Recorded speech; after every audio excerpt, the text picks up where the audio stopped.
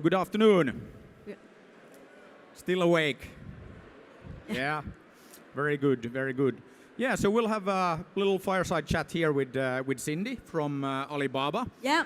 So everybody, of course, knows Alibaba, but what are you doing at Alibaba? So I'm running the Alibaba Entrepreneurs Fund. It is a fund set up 3 years ago by Jack Ma in Hong Kong. Our group has allocated 1 billion Hong Kong dollars, which is about 130 million US dollars, to invest into startups in Hong Kong. Mm-hmm. So what we want to do is really to build up the startup ecosystem in Hong Kong. Hong Kong is maybe a bit like Japan, which is still very early stage in terms of talking about people after graduating to go into startups, has their own business. And therefore, we also lack of investors in Hong Kong. And the idea of having this fund is to hopefully be able to identify some good examples from Hong Kong and to really encourage or inspire the younger generation to think about doing something more innovative rather than just having a job in a big corporation. Yeah, like at Alibaba. Yeah. But I think that. It's kind of like great to hear that because also reminds me of kind of like early days of Slush and why we actually started doing Slush in the first place. Because we had very much the same challenge in Finland and in Helsinki. And in 2007, I was actually talking about entrepreneurship, and I think that my presentation was. I was talking about that it's okay to be an entrepreneur. Right. And okay to be an entrepreneur, that's kind of like translated from Finnish means that it's great. So if you ask a Finnish person what they think about, for example, Slush here, even if they think that it's fantastic, they will say, yeah, it was okay. Yeah. But anyway, so I was talking about it being okay to be an entrepreneur. And then I had 600 students at Aalto University in attendance, and then I asked them that, okay, how many of you guys will start your own company or join a startup once you graduate, or even before, which is okay as well. And in 2007, out of 600 students, only 3 raised their hand, which means that all the others were thinking about like going to work for, okay, Nokia at the time was very successful, or one of the big corporations or the government. And of course, that was like a disaster. So then together with a few friends, we decided that we have to do something, and that's actually why we started Slush. It was not to do a great event, it was actually to change the mindset and get more people excited about entrepreneurship. And having been to Hong Kong many times, I think that you're absolutely right that it's similar to here in Japan, that we really need to make entrepreneurship more popular, but also then accepted. So I think for the young people it's very much accepted, but I think we also have to explain to the parents that it's actually okay. If your child does a startup, it's actually more than okay. Yeah, I think that's very important, especially with the young people's parents and also their friends being supportive, because it's not easy to be an entrepreneur. I mean, Peter, you have been an entrepreneur, a serial entrepreneurs, and you understand the difficulties and also the challenges in building up your business, right? Not everyone will be successful. Yep. And when you fail, then how you get back yourself together and then try again is something that is very important. Uh-huh. And at Alibaba, we very much stress the entrepreneurship, even though I have never started a business, I have to declare. So.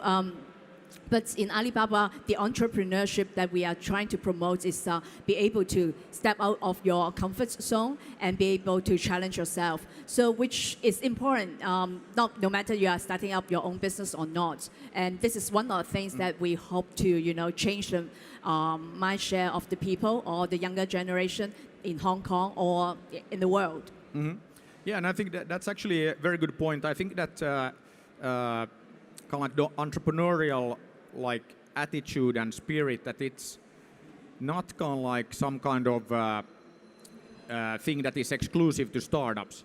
I think that it's actually very, very important no matter where you work, big corporation, the government, like anywhere. I think that you need to have entrepreneurial attitude to be successful. I mean, no matter what you end up doing, and this is something that I think the guys at Apple, like many years ago, that they said that that they are the biggest startup on the planet, and no committees and like making lots of decisions. You always meet the right people, the people in charge, and I think that it was quite interesting because at the time I was at Rovio and working on Angry Birds, and you had a meeting with Apple, and they always had the right people show up, and then after the meeting had very clear action points, and then just like boom, decide, done. And okay, now if you go and meet with Apple, a lot more people will show up for the meeting, and maybe it's not as much of a startup as it used to be. But at the same time, then going to many of the corporations, and we had one, or actually still have one very big one in Finland, and when you went to a meeting there, you had lots of coffee and lots of people, and nobody was really in charge, and they told you that you should go and meet with that guy or that guy, and then like nothing got done.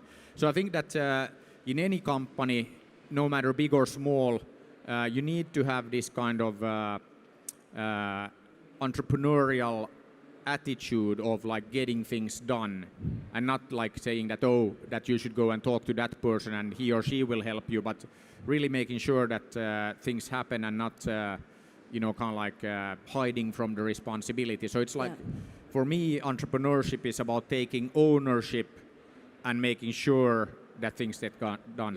I agree. So Pierre, I know you have been, working in like in Europe, and recently you are spending a lot of time in Asia. So in terms of this entrepreneurship spirit or the ownership spirit, do you find there is a difference between different cultures? Say, for example, comparing Finland to China or in Hong Kong or in Japan. What do you feel? I think that there's a lot of let's say a lot of differences, but also a lot of similarities. So one thing that also what then happened after we started Slush in Finland, that 5 years after we started Slush and then went back to Aalto University and did the same talk about entrepreneurship and asked the same question, then more than half the hands went up. So we actually managed to do this kind of like cultural revolution when it comes to kind of like entrepreneurship and startups in just 5 years, which again shows that, of course, if you're an entrepreneur, you can do anything. Mm-hmm. So that's, I think, the good news. Then if I look at, take, Hong Kong and, let's say, Taiwan and Japan, I think that they have more in common with, among themselves when it comes to the challenges around entrepreneurship than, say, China. And you'd expect that, but wouldn't like the Chinese culture kind of be the dominant like thing? But actually, I think that you can see a lot of difference, and I think that it's maybe has to do with the like the level of development of the economy. Yeah. So you need to have a certain hunger, and I think that this is what we're lacking in Finland, what we were lacking in, what we are lacking still, in Europe, that people are kind of like happy that, it's okay, you don't really like need to do that much more, you're still gonna have like food on the table and you'll survive. And I think that if I look at China, I think it's a very driven environment, and people are moving very fast, they're very entrepreneurial. And then and you know that like in Hong Kong, that probably most parents would say that why don't you go for a good job in the banks or real estate or like a real job, and why do you want to like take a risk and be an entrepreneur? You might fail. So I think that, and same thing actually we've seen with Slush here in Japan, that even though we have many young people here who are really excited about being an entrepreneur and wanting to change the world, but then we also see then a lot of parents saying that, but maybe it's safer that you join that consultancy company or Alibaba or I guess Rakuten here in Japan. So I think that there is a lot of those kind of attitudes that we have to still kind of like fight, and also show that it's actually okay to be an entrepreneur.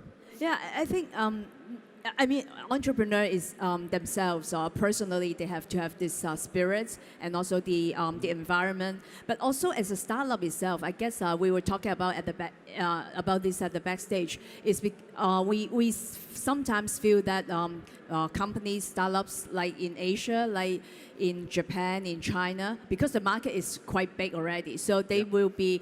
Sometimes it's very satisfied of being number one in Japan or number one in China. Of course, number one in China is already very big, but why do we have to go out? So just similar to Alibaba, because we are actually has a pretty big market share. We are already the largest e-commerce platform in the world, not only in China, but we still want to do more than just staying in China or staying in one country or one market.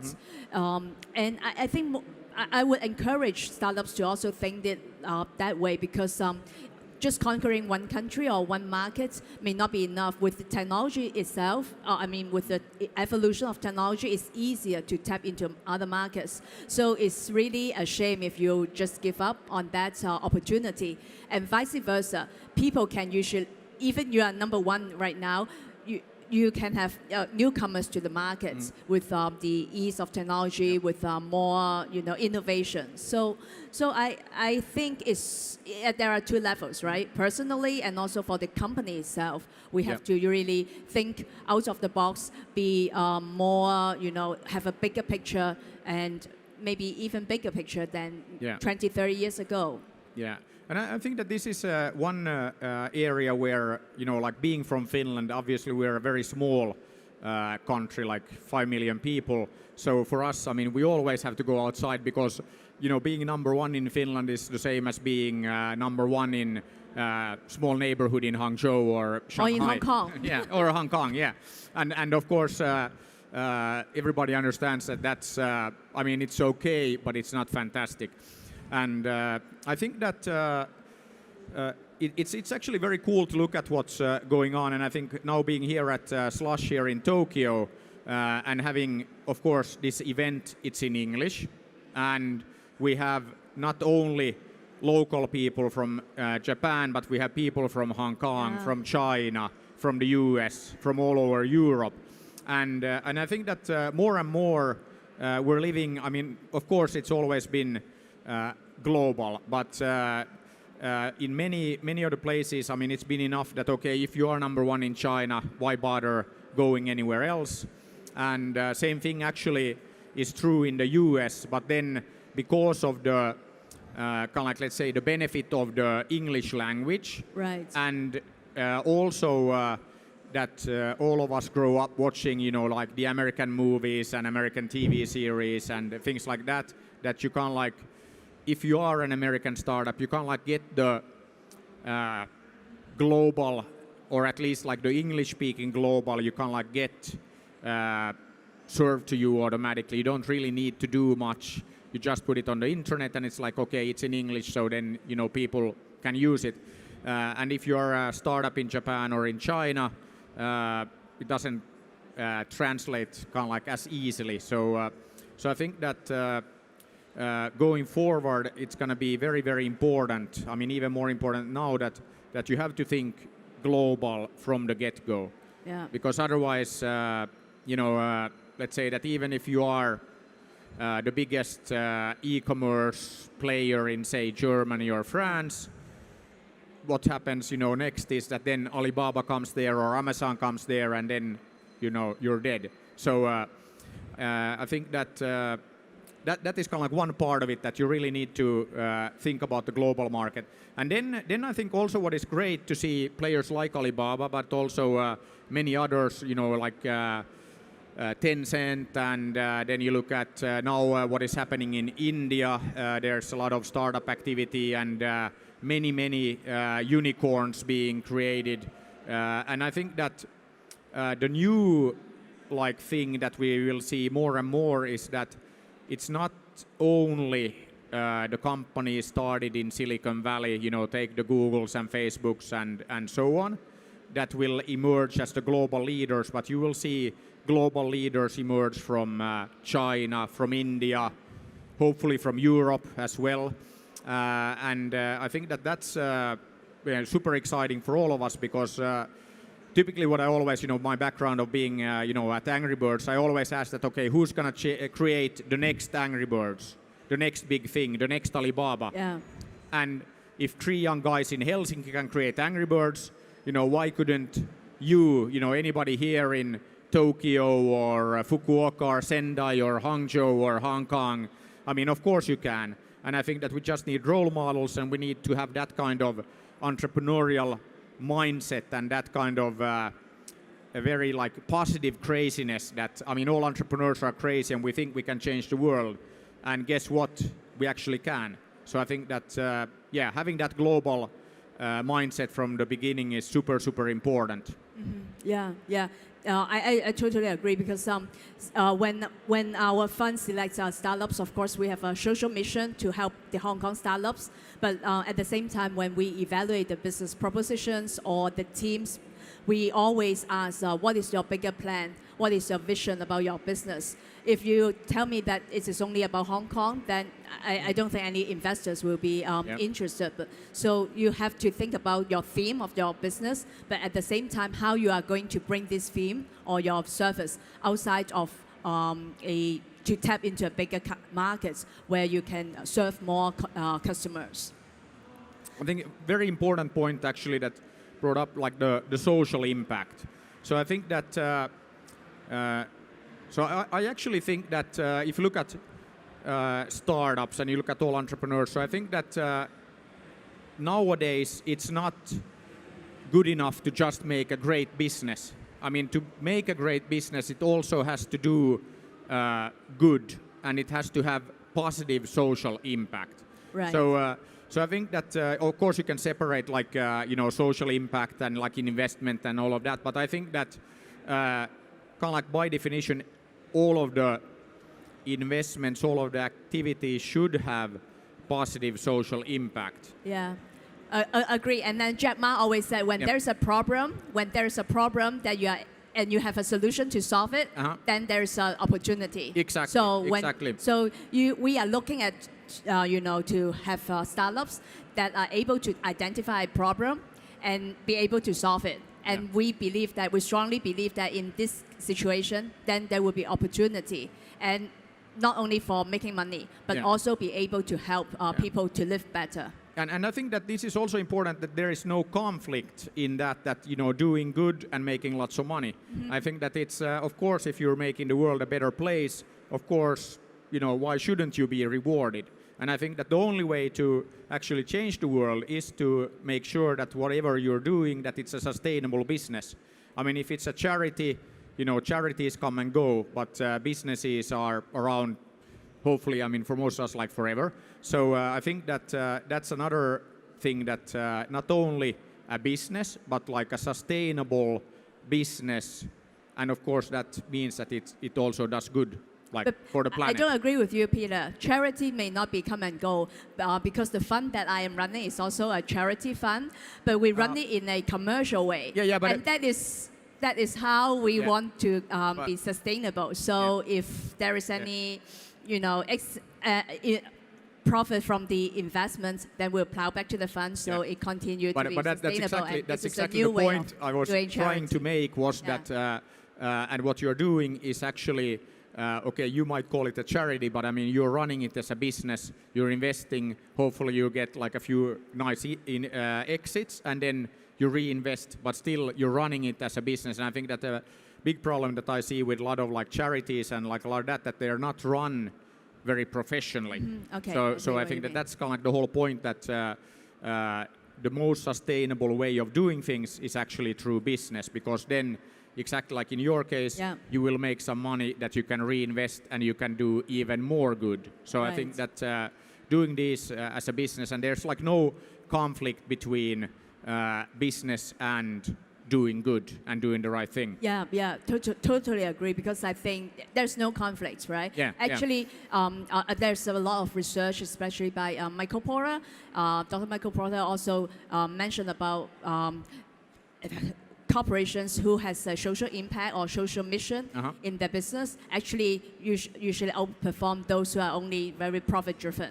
Yes. So Yeah, and Yeah. I think that we're running out of time here, so I guess that it's a good time to like finish by saying that, you know, like be good, go do things, and do good things, and make great business happen. So thank you very much, and Thank you. see you around. I guess we're going to be at the Slush Cafe after this, so thank you.